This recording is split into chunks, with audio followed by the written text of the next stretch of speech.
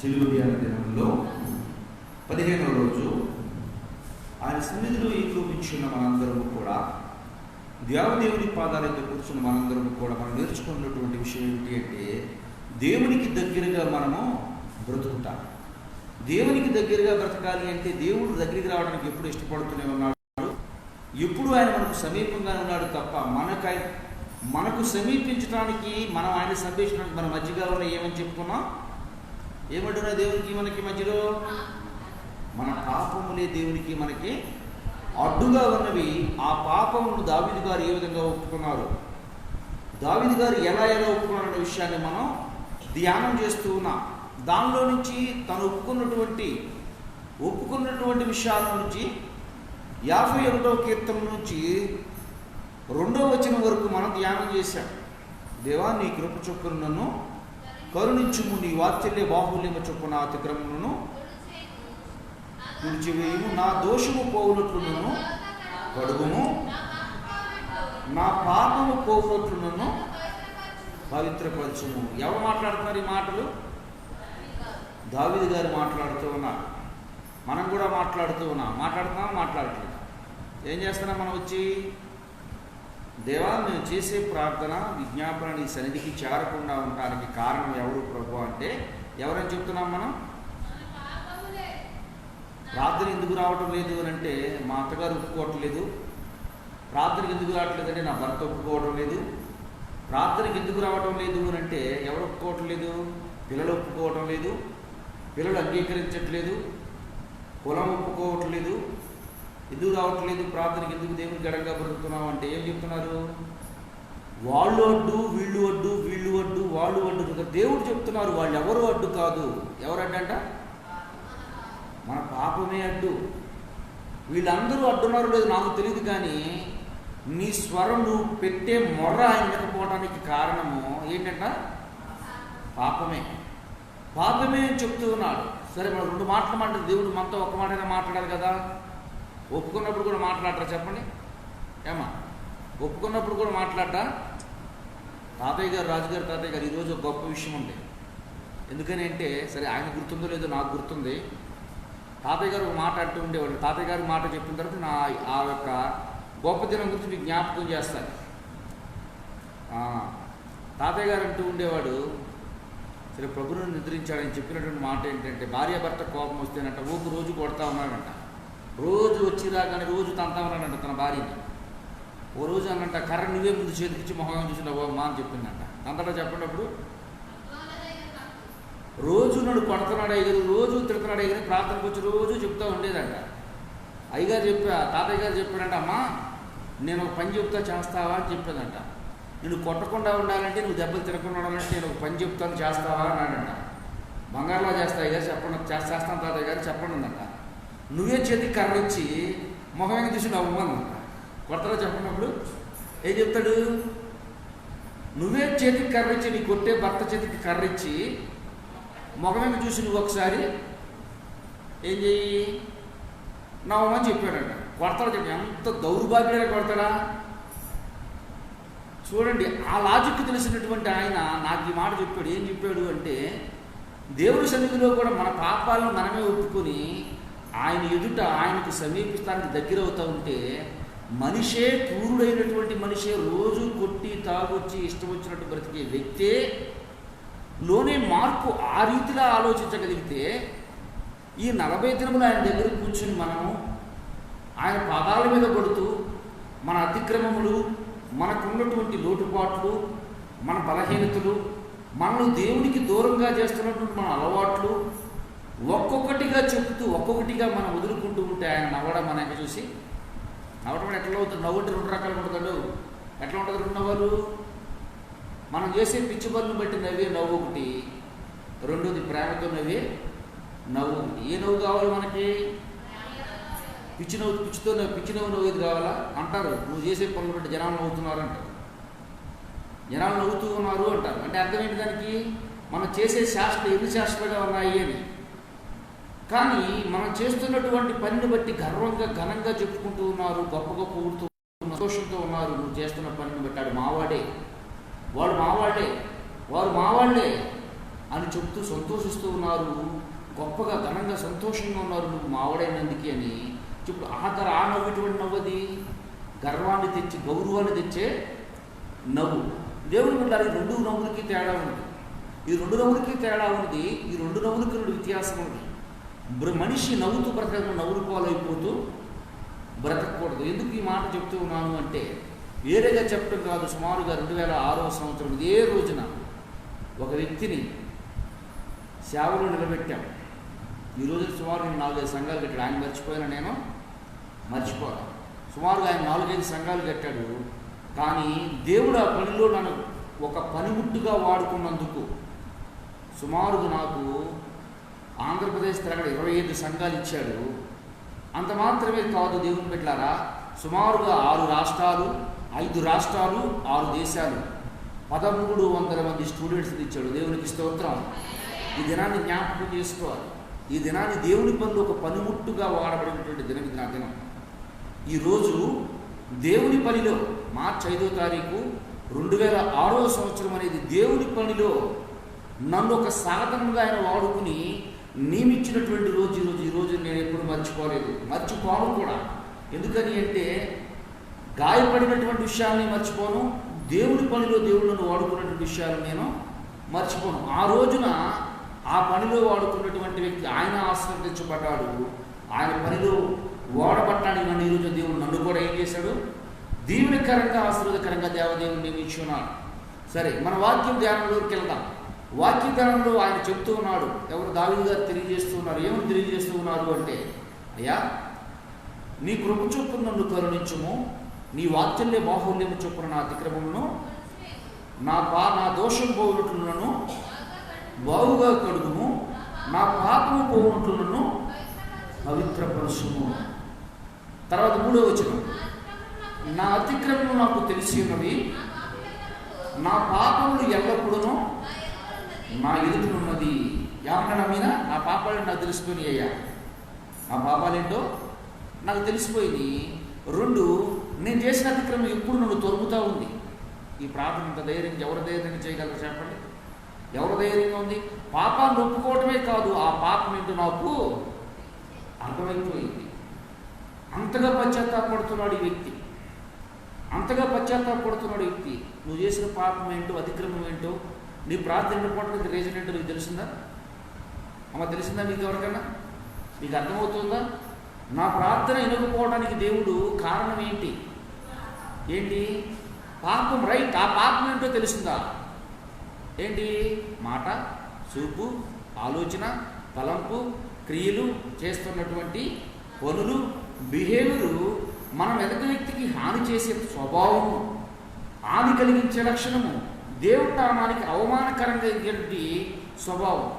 దేవుని బిడ్డలారా, దేవదేవుడు తెలియజేస్తూ ఉన్నాడు, దేవదేవుడు మాట్లాడుతున్నాడు. ఎవరికి హాని చేయనప్పటికీ కూడా దేవుని పనికి ఉపయోగం లేనటువంటి వ్యక్తిగా బ్రతుకుతూ ఉన్నా కానీ అది కూడా ఏంటి?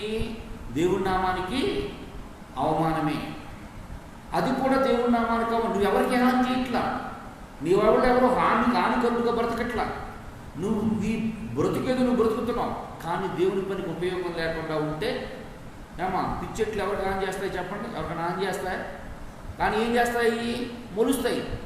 మొలవటం వల్ల నీకు నష్టం ఏంటి? నీ నష్టం ఏంటి? భూమిలో, పొలంలో మన వ్యవసాయాలు ఉన్నాయి కదా, వ్యవసాయాల్లో పనికిరాని చెట్లు మొలుస్తాయి. పనికి రాకుండా చెట్లు మొలుస్తాయి. మన గింజ కూడా మనల్ని అడగవు, ఎరువు కూడా మనల్ని అడగవు. అవి ఎంతటయ్యే మొలుస్తాయి, అయ్యే పెరుగుతాయి. దానికి చిగడకూడదు, ముందు కూడా కొట్టమని చెప్పదు, కింద ముందు కూడా నాకు ఏమని చెప్పదు. వాడంతా నీకు హాని ఏంటి? నీకేంటి నష్టం చెప్పండి? మనకేంటి నష్టం అంటే అలా పరిగణిస్తామో మనం? ఏం చేస్తాం మనము? నీ వలన ఏమైపోతుంది? భూమి వ్యర్థమైపోతూ ఉంది, ఉపయోగం లేకుండా పోతూ ఉంది, ప్రయోజనం లేకుండా పోతుంది. నీ వలన భూమి సారవత్వాన్ని కోల్పోతూ ఉంది. యేసయ్య అదే కదా అంటాడు. ఏమంటాడు? ద్రాక్ష తోటలో ఏమేసాడంట ఆయన? అంజూరపు చెట్టు వేసాడంట. ద్రాక్ష తోటలో అంజూరపు చెట్టు వేశాడు. నిజమే. నా జీవితంలో, నా బ్రతుకులో, మనందరి కుటుంబాల్లో, అన్ని కుటుంబాల్లో వచ్చిన మనందరము కూడా మనం ఎటువంటి వారం? ఒక అంజూరపు మొక్క లాంటి వాళ్ళం. మన బతి ఏదో మనం చూసుకుంటూ, మన ప్రార్థనా జీవితాన్ని ఏదో మనం చూసుకుంటూ మనం ఏదో జీవిస్తుంటానికి కదా దేవుడు నిన్ను నియమించింది. అందుకనే దేవుడు నియమించింది, అందుకే దేవుడు నిన్ను కోరుకుంది, అందుకనే దేవుడు నిన్ను పిలిచింది. అదే నా భక్తులను జరుగుతున్నాను దేవుడు పిలిచింది నిన్ను కాదు. ఎందుకు పిలిచాడు? మనం ఫలించాలని దేవుడు కోరుకుంటూ ఉన్నాడు. చూస్తూ అడుగుతూ ఉన్నాడు. చూశాడు, దగ్గరికి వచ్చి చూశాడు. చూస్తే అంటూ ఉన్నాడు, ఉపమానం చెప్తూ ఉన్నాడు. ఇదిగో ఇది అన్నిటిలో ఈ తోట వేరుగా ఉంది, కానీ ఈ చెట్టును ప్రత్యేకంగా మీరు ఎన్నుకున్నారు. వాటన్నిటికంటే ఎక్కువ దీనికి బలం వేస్తూ ఉన్నారు, వాటికంటే ఎక్కువ దీన్ని పోషిస్తూ ఉన్నారు. కానీ ఈ చెట్టు చూస్తే ఏముంది? ఈ చెట్టు వల్ల ఏం లేదు, దీనికి ఫలింపు లేదు. ఫలింపు లేకుండా ఉపయోగమైనటువంటి ఎదుగుదల ఎదుగుతూ ఉంది. సంవత్సరాలు గడిచిపోతూ ఉన్నాయి, రోజులు గడిచిపోతూ ఉన్నాయి, దినాలు గడిచిపోతూ ఉన్నాయి, సంవత్సరాలు గడిచిపోతున్నాయి, పుట్టినరోజు పండుగ చేసుకుంటూ ఉన్నా, కానీ ఉపయోగం లేదు. చెట్టుకి ఏం లేదంట? కాత లేదు, కోత లేదు, ఫలింపు లేదు. ఆ చెట్టు ఎవరు ఉంచుకుంటాడా చెప్పండి? ఎవరు ఉంచుకోరు. ఆకులు మాత్రమే ఉపయోగపడే చెట్టు కూడా ఇంట్లో మనం పెంచుకుంటేది ఆకులు సరిగా లేకపోతే ఏం చేస్తాం చెప్పండి? ఏం చేస్తాం? తమలపాకు చెట్లుండే తమలపాకు వేసుకుంటాం. పనికిరాని చెట్టు పనికిరాని విధంగా ముందంతా దీన్ని చేస్తుంటే ఏం చేస్తాం? ఆకులు దాన్ని కూడా కట్ చేసేస్తాం. దేవదేవుడు నీతో నాతో మాట్లాడుతున్నటువంటి మాట నీకు తెలిసిందా? ఏంటి తెలిసేది? నీ అతిక్రమం ఏంటో నీకు తెలిసిందామా? అర్థమవుతుందా మీకు? నేను ఎవరికి హాని చేయట్లేదు, నా వల్ల ఎవరికి నష్టం కలగట్లేదు, నేను చేస్తున్న పనులను బట్టి ఎవరు ఇబ్బందులకరంగా లేరు, ఎవరికి చెడు జరగట్లేదు, ఎవరికి ప్రయోజనం లేదు, ఎవరికి ఉపయోగం లేదు, ఎవరికి నష్టం లేదు. దేవుడు అంటూ ఉన్నాడు. ఏమంటాడు? ఉపయోగం లేకుండా నువ్వేం చెబుతున్నావు? భూమి సార్వత్వాన్ని కోల్పోతున్నావు. ఎందుకు నిన్ను వేసింది? వాళ్ళలో కాకుండా సపరేట్గా ఎందుకు నిన్నుకున్నాను నేను? ఎందుకు నియమించాను నిన్ను? నీలో నుండి ఫలింపు రావాలని, వాటికంటే శ్రేష్టమైనటువంటి జీవితాన్ని నువ్వు జీవించాలని, శ్రేష్టమైనటువంటి వ్యక్తిగా బ్రతకాలి అని మనం అనుకుంటాం. మనకు తెలుసుకుంటాం. మనకు తెలిసినటువంటి భక్తిని బట్టి, మనకు ఎరిగినటువంటి భక్తిని బట్టి నాకు నేను భక్తిని, నీకు నీవు భక్తిని అనుకుంటే సరిపోదు. దేవుడి నామానికి మహిమకరంగా దేవుడు మనం చూసి తెలియచేయాలి. ఏంటంటే మొట్టమొదటి మనకు తెలియవలసింది ఏంటి? మనం ఆయనకు తెలిసిందంటే ఆయన ఏం చేశాడు? నీకు నాకు తెలుస్తుందా? మనం ఏం చేస్తున్నాము? తెలుస్తుందా నీకు నాకు? క్రైస్తవుడు అయింది మొదలు, క్రీస్తు కలిగింది మొదలు, క్రీస్తు ప్రేమ చేత పట్టబడింది మొదలు, క్రీస్తు రక్తము చేత విమోచింపబడింది మొదలు, క్రీస్తు నిన్ను నన్ను జన్మ కర్మ పాపం నుండి విడిపించింది మొదలు. దేవదేవుడు చెప్తూ ఉన్నాడు నీతో నాతో.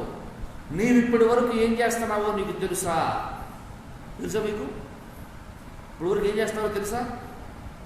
దేవుడు అందుకే చెప్తూ ఉన్నాడు. దావీదు గారు అయితే చెప్తున్నాడు, అయ్యా నేనేం చేస్తానో నాకు తెలిసింది, నేనేం చేశానో నాకు అర్థమవుతుంది, ఏం చేశానో నాకు అర్థమైంది, ఏం చేస్తున్నానో కూడా నాకు అర్థమవుతూ ఉంది. నీకు అర్థమవుతుందా? నేను తప్పు మాట్లాడట్లేదు. చూడండి బైబిల్ ఒకసారి మరలా మీకు అర్థమవుతుంది. అది 3వ వచనం. నా అతిక్రమములు నాకు తెలిసి ఉన్నవి, నా పాపం ఎల్లప్పుడూ నా ఎదుటనున్నది. నా అతిక్రమం నాకు తెలిసిపోయినాయి, నాకు అర్థమైపోయింది. నేను దేవుడికి ఇష్టమైనటువంటి పాత్రగా బ్రతకట్లేదు, దేవుడికి ఇష్టమైనటువంటి దేవుడి నామానికి మహిమకరంగా నేను జీవించట్లేదు, దేవుడి నామానికి ఘనత తెచ్చే వ్యక్తిగా నేను బ్రతకట్లేదు, దేవుడు నన్ను ఎన్నుకున్నటువంటి రీతిలో నేను జీవించట్లేదు. ఎవరైనా జీవించగలమని చెప్పగలమా? దేవుడు నన్ను కోరుకున్నట్లు నేను బ్రతుకుతున్నానని చెప్పగలమా? దేవుడు నన్ను కోరుకున్నట్టు నేను జీవిస్తున్నానని చెప్పగలమా? దేవుడు నన్ను నియమించిన విధానం ప్రకారం నేను జీవిస్తున్నాను. దేవుడు ఎందుకొరకైతే దేవుడు నన్ను పట్టుకున్నాడు, ఎందుకొరకైతే ఆయన ప్రేమ చేత నన్ను ఆకర్షించాడు, ఎందుకైతే ఆయన సన్నిధి నన్ను పిలుచుకున్నాడు, ఎందుకొరకైతే ఆయన నన్ను నియమించాడో ఆయన నియమించినటువంటి పనిని నీవు ఆ నియమక ఒక విలువను తెలుసుకున్నావా? అర్థమవుతుందా నీకు? నువ్వేమైనావు? నీకు అర్థమవుతుందా? ఏమైనావు? నువ్వు ఏమైనావు? అమ్మ నేను మాట్లాడేది మీకు ఏమైనా అర్థమవుతుందా? ఎవరు ఊంగొట్టట్లేదు, ఎవరికి అర్థం అవ్వట్లేదు అనుకుంటున్నాను నేను. దావీదు గారు చెప్తూ ఉన్నాడు, నేనేంటో నాకు తెలిసిందయ్యా, నేను ఏం చేస్తున్నానో కూడా నాకు అర్థమవుతూ ఉందయ్యా, నేనేంటో నాకు తెలిసింది, నేను ఏమయ్యున్నానో నాకు అర్థమవుతుంది, నేను ఏం చేస్తున్నానో కూడా నాకు తెలుస్తూ ఉంది. ఎక్కడ చెప్తున్నాడు ఈ మాట? తప్పిదాన్ని ఒప్పుకుంటూ ఉన్నాడు. తప్పిదాన్ని ఒప్పుకుంటున్నాడు, తన పాపాన్ని ఒప్పుకుంటున్నాడు. నేను ఏమైనానో నాకు అర్థమైంది, నేను ఏం చేశానో నాకు అర్థమవుతుంది, నేను ఏం చేస్తున్నానో నాకు అర్థమవుతూ ఉంది. ఏం చేశాడు ఆయన? ఏం చేస్తున్నావు నువ్వు? ఏం చేశాడు ఆయన? ఏం చేస్తూ ఉన్నాడు? ఆయన చేసిన పాపం ఏంటి? ఆయన చేసిన అతిక్రమం ఏంటి? ఆయన చేసిన తప్పిదం ఏంటి? ఆయన చెప్పుకుంటాడు. ఆయన ఏం తప్పిదం చేశాడో ఏముందో ఆయన చెప్తాడు. నీవు చెప్పుకోగలవా దేవునితో ధైర్యంగా? నీవు చెప్పగలవా దేవునితో ధైర్యంగా? అయ్యా, నా అతిక్రమం నాకు తెలిసింది ప్రభువా, నా తప్పిదం నాకు తెలిసిపోయింది అయ్యా, నేను చేస్తున్న పొరపాటు నాకు తెలిసిపోయింది. ఏం చెప్తాం మనం? మన నోటు గుర్తొచ్చేది, మనకు అర్థమయ్యేది ఏంటి? ఒకే ఒక ఏంటి? ద్రాక్ష తోటలో అంజూరపు చెట్టు. అంతకుమించి మనం ఏమైనా చెప్పగలమా? చెప్పడానికి అవకాశం ఉందా? చెప్పడానికి ఉపయోగం ఉందా? బైబిల్ గ్రంథంలో ఒక ఆయన ఉన్నాడమ్మా, తనను తాను దేవుని వైపు చూసుకున్నాడు, తాను ఏంటో చూసుకున్నాడయ్యా, ఇప్పటి వరకు నేను ఎవరికైనా అన్యాయం చేస్తుంటే, నా వల్ల అక్రమంగా జరుగుతుంటే ఒక వంతుకు బదులు నేను ఏమిస్తాను? నేను ఎవరైనా చూస్తారా ఒకసారి? 19వ అధ్యాయం లూకా సువార్త 1వ వచనం నుంచి చూడండి. లూకా సువార్త 19వ అధ్యాయం.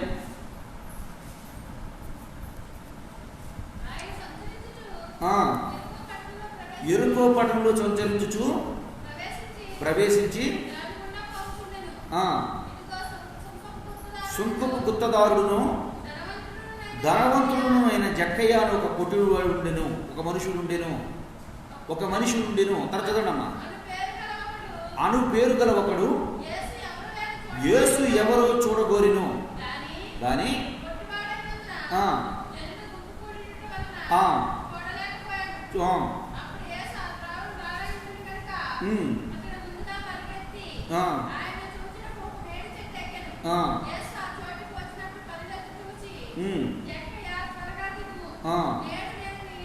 జక్కయ్య త్వరగా తిరుగుము, నేడు నేను నీ ఇంట ఉండవలసి ఉన్నది.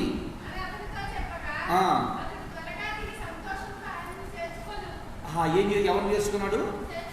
యేసయ్యను చేర్చుకున్నాడు. ఈరోజు నువ్వు నేను ఎవరు చేర్చుకోవాలి? దేవుని వాక్యాన్ని హృదయంలో చేర్చుకోవాలి. ఈరోజు నువ్వు నేను ఎవరు చేర్చుకోవాలమ్మా? అదేంటి యేసయ్య చేర్చుకున్నాడు? యేసయ్య వస్తే మేము కూడా చేర్చుకుంటామంటే దేవుని వాక్యం ఏం తెలియజేస్తుందని చెప్పాను మన హృదయం మంది. మనం ఆదియందు వాక్యం ఉండెను, వాక్యము దేవుని యొద్ద ఉండెను, వాక్యము దేవుడై ఉండెను. ఆ వాక్యమే ఆ రోజున శరీరధారి ఆయన మధ్యకి వెళ్ళింది. ఆ వాక్యమే ఈరోజు నీ మధ్యకి, నా మధ్యకి, మన మధ్యకి వచ్చి ఉంది. ఎవరి దగ్గర వెళ్ళిందంట వాక్యము? ఆ రోజున వాక్యము దేవుడై ఉండెను, ఆ వాక్యము శరీరధారి అయి జక్కయ్య ఇంటికి వెళ్ళింది. ఆ వాక్యం ఈ రోజున నీ మధ్యకు, నా మధ్యకు, మన మందిరంలో ఆయా స్థలం నుండి మాట వింటున్న వారి అందరి దగ్గరికి వచ్చింది.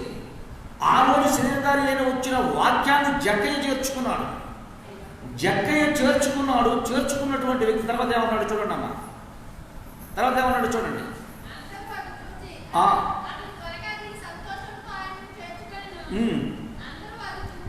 అందరూ అది చూసి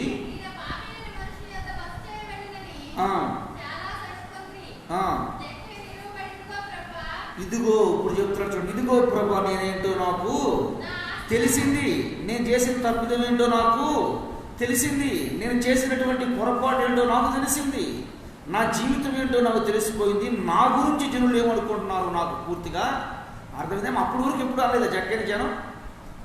అప్పటి వరకు ఎప్పుడు జక్కయ్యతో మాట్లాడలేదా జనులు? అప్పటి వరకు జక్కయ్యని అందరూ ఎవరు అసలు గుర్తించలేదా? అప్పటి వరకు జక్కయ్య చేసే పని అంటే ఎవరికి తెలియదా? అప్పుడే ఎందుకన్నారు? అప్పుడే అన్నారు ఎందుకు గుర్తొచ్చింది?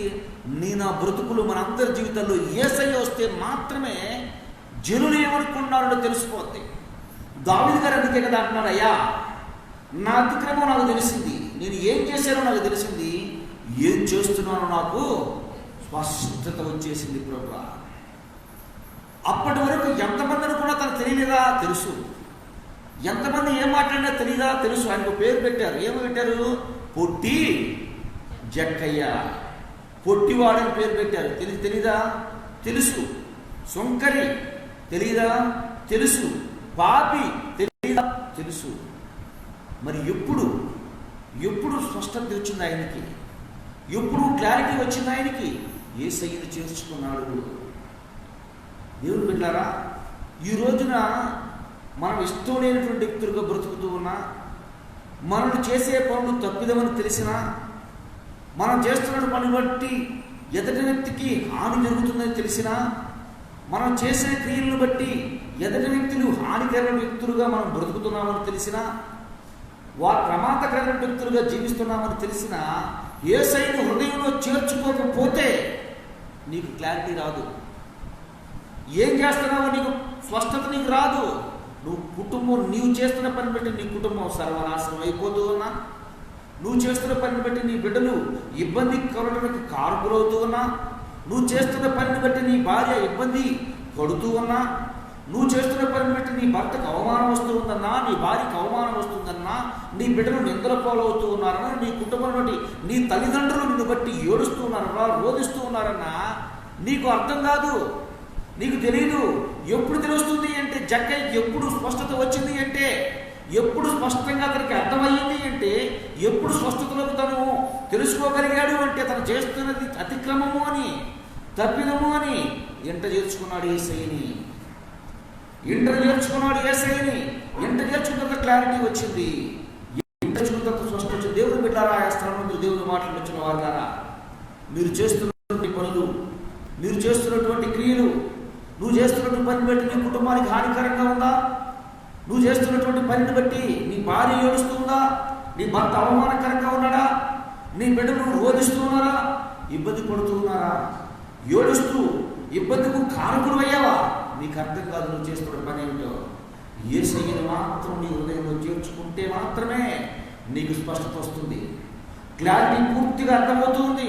ఇక్కడ దావీదు గారు అంటూ ఉన్నాడు, తాను తప్పిదాన్ని ఒప్పుకుంటూ దేవుడి వాక్యాన్ని హృదయంలోకి ఎప్పుడైతే చేర్చుకున్నాడో, వాక్యాన్ని ఎప్పుడైతే హృదయంలోకి చోటిచ్చాడో, వాక్యాన్ని ఎప్పుడైతే హృదయంలోకి పూర్తిగా హృదయపూర్వకంగా అంగీకరించాడో,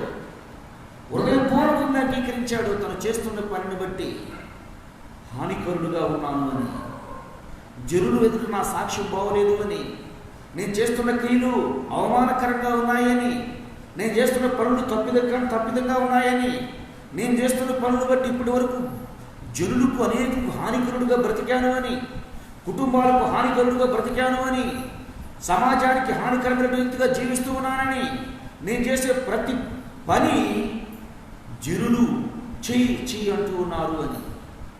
ఇంతకుముందు ఎన్ని పేర్లు పెట్టారు ఈయనకి? చేర్చుకోకముందు ఎన్ని పేర్లు పెట్టారు? పొట్టివాడు, సొంకరి, పాపి. ఈ మూడు అనే దాంట్లో ఏమిటంటే మొట్టమొదటి ఆయన పెట్టిన పేరు పొట్టివాడు, సొంకరి, పాపి.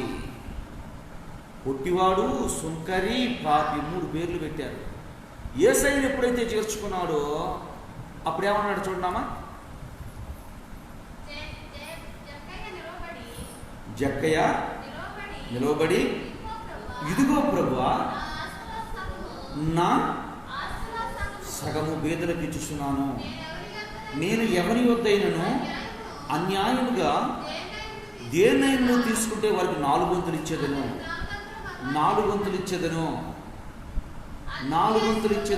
ఎప్పుడు తెలుస్తుంది నువ్వు హృదయం నీ మీద ఆరోపణ ఎప్పుడు మోపుతుంది అంటే, నువ్వు చేస్తున్న పని నీకు తప్పిదమని ఎప్పుడు తెలియజేస్తుంది అంటే, ఎప్పుడు క్లారిటీగా నీకు నేను చేసే నడక కరెక్ట్గా లేదు, నేను చేస్తున్నటువంటి పని నాకు సరిగా లేదు, నా బిహేవియర్ సరిగా లేదు అని ఎప్పుడు నీకు అర్థమవుతుంది అంటే, యేసయ్యను చేర్చుకున్నప్పుడు.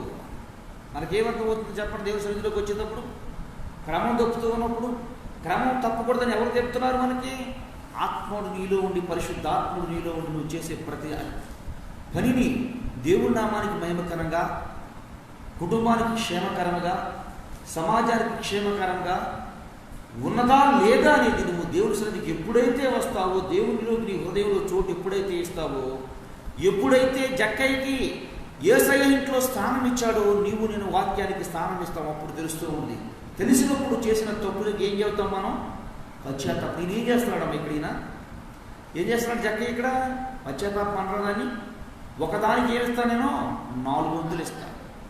నేను ఎవరి దగ్గర అన్యాయంగా తీసుకుంటే, అన్యాయం చేసి ఉంటే వారికి సగం ఇచ్చేస్తా. ఇప్పుడు యేసయ్య ఉన్నాడు చూడండి, ఏమన్నాడు ఇప్పుడు? అందుకు యేసు, ఇతడు అబ్రహాము కుమారుడే, ఎందుకనగా నేడు ఈ ఇంటికి రక్షణ వచ్చింది. దేవునికి స్తోత్రం. ఎవరంటారు ఈ మాట? ఎవరంటారు ఈ మాట? యేసయ్య చెబుతూ ఉన్నాడు. జక్కయ్యకి తెలిసిపోయింది, దావీదు గారికి తెలిసిపోయింది. నీకు తెలిసిపోయిందా? నీకు అర్థమవుతుందా? నీకు అర్థమవుతుందా? నీకెందుకు అర్థమవట్లేదంటే యేసయ్య నీ హృదయంలో లేడు, ఉన్నాడని భ్రమలో బ్రతుకుతున్నావు. ఎందుకు నీకు అర్థం కావట్లేదంటే దేవుని ఎరిగానని చెప్పుకుంటూ ఉన్నావు తప్ప నీ హృదయంలో యేసయ్యకు స్థానం లేదు. అరే, నేను నడిచే నడక సరిగా లేదే, నా బ్రతుకు సరిగా లేదే, నా ప్రవర్తన సరిగా లేదే, నా మాటలు సరిగా లేవే, నన్ను బట్టి దేవుని నామానికి మహిమకరంగా అనేకులు దేవుడి కొరకు ఆత్మలు సంపాదించే వ్యక్తిగా నేను బ్రతకాలే, నిష్ప్రయోజనమైనటువంటి వ్యక్తిగా, ఉపయోగమైనటువంటి వ్యక్తిగా నేను బ్రతుకుతూ ఉన్నానే. అరే, చెట్టును చూసి చెప్పిన దేవుడే బహుశా నన్ను చూసి ఎందుకు చెప్పడు? చెట్టును చూసి మాట్లాడే దేవుడే నన్ను చూసి ఎందుకు మాట్లాడు? ఆ చెట్టు కంటే అర్థం కాదు, ఎందుకు బ్రతుకుతున్నానో దానికి తెలియదు, ఎందుకు ఫలించట్లేదు దానికి తెలియదు. నీవు నేను మనుషులమే, నీకు నాకు దేవుడు మనస్సాక్షిని ఇచ్చాడే, నీ కొరకు నా కొరకు ప్రాణం పెట్టాడే, నీ కొరకు నా కొరకు సన్నిహితుడే, నీ కొరకు నా కొరకు అవమానపరచబడ్డాడే, నీ కొరకు నా కొరకు నిత్యము విజ్ఞాపన చేస్తూ ఉన్నాడే. విజ్ఞాపన చేస్తూ ఉన్నటువంటి దేవుణ్ణి నీ హృదయంలో నువ్వు చేర్చుకోకపోవటాన్ని బట్టి నీకేమర్థం కావట్లేదు? ఏమర్థం అవ్వట్లేదు? నీ తప్పిదము నీకు తెలియట్లేదు. నీ తప్పిదము నువ్వు ఎక్కడ రాంగ్ స్టెప్ వేస్తున్నావో నీకు తెలియట్లేదు. ఎక్కడ రాంగ్గా నడుస్తున్నావో నీకు అర్థం కావట్లేదు. ఎక్కడ వేసినటువంటి స్థితి అక్కడే ఉంది. వేసినటువంటి గింజ ఏ రోజైతే మొక్క వేశాడో దేవుడు, ఆ రోజున ఏ స్థితి ఉందో ఈ రోజున అదే స్థితి. గింజ పెట్టిన 3 రోజులకి ఏమవుతుంది? మొక్క వస్తుంది. లేదా 4 రోజులు అవ్వచ్చు, వారం రోజులు అవ్వచ్చు. మొక్క వచ్చేటప్పుడు ఎట్లా కనపడతామా? 2 ఆకులతో ఉంటుంది.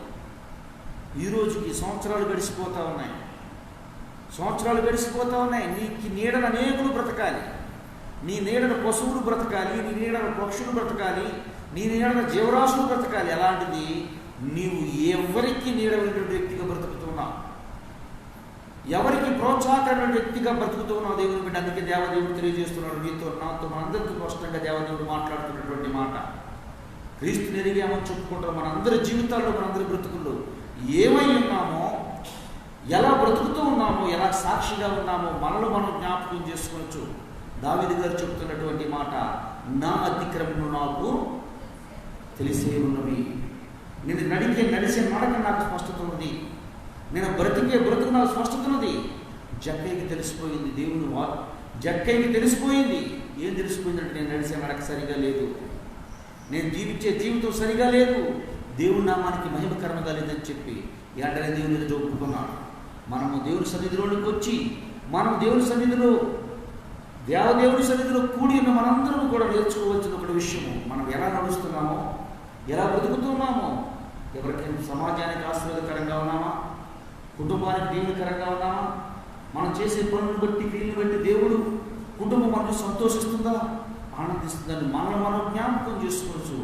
క్రీస్తుకు సాక్షిగా అనేక ఆశీర్వాదకరంగా బ్రతికేటట్లు ఆయన సన్నిధిలో కూడి ఉన్న మనందరం కూడా మనం జ్ఞాపకం నిజమే ప్రభా, నేను చేస్తున్న పని నాకు అర్థమవుతుందయ్యా, నేను చేస్తున్నట్టు క్రియలు నాకు అర్థమవుతున్నాయా, నా బిహేవియర్ నాకు అర్థమవుతుంది తండ్రి, నేను ఎలా నడుస్తున్నానో నాకు అర్థమవుతుంది తండ్రి, నాకు స్పష్టత లేదు ప్రభా, క్లారిటీ లేదు ప్రభా అని చెప్పుచు. ఒకవేళ నిజంగా నీకు అర్థమవుతే హృదయపూర్వకంగా ఒప్పుకుంటే దేవుని ఎదుట నువ్వు చేస్తున్నది ప్రతిదీ కూడా దేవదేవుడు నీ నుండి పక్కకు తొలగిస్తాడు. నువ్వు హృదయపూర్వకంగా ఒప్పుకోనటువంటి స్థితిలో ఉంటే మరలా దేవదేవుడు నీకు నాకు చక్కని అవకాశాన్ని ఇచ్చున్నాడు కనుక అవకాశాన్ని దేవుని నామాన్ని, అవకాశాన్ని సద్వినియోగపరుచుకోవచ్చు.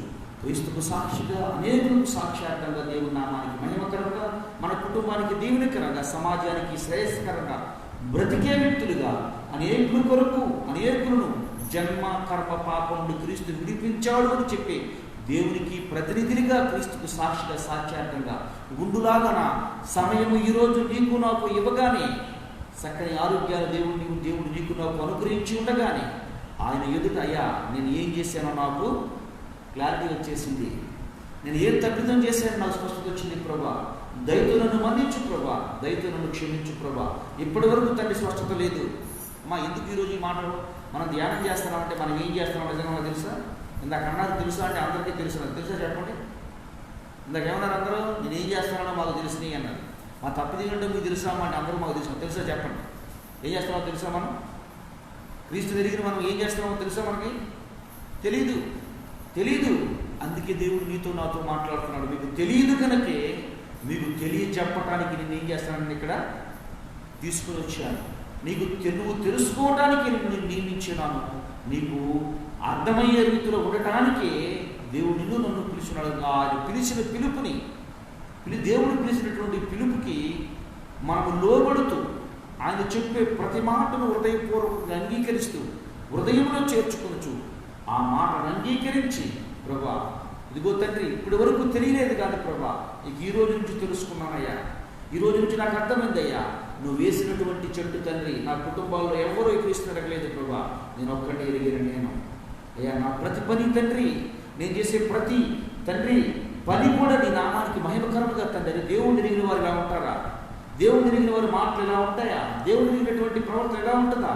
వీళ్ళెవరికి హానికరులు కాదే, వీళ్ళెవరి హాని జరగదే, వీరందరూ క్షేమం కొరకు ప్రార్థన చేస్తారే, అందరూ క్షేమం ఉండని దేవుని అడుగుతారు.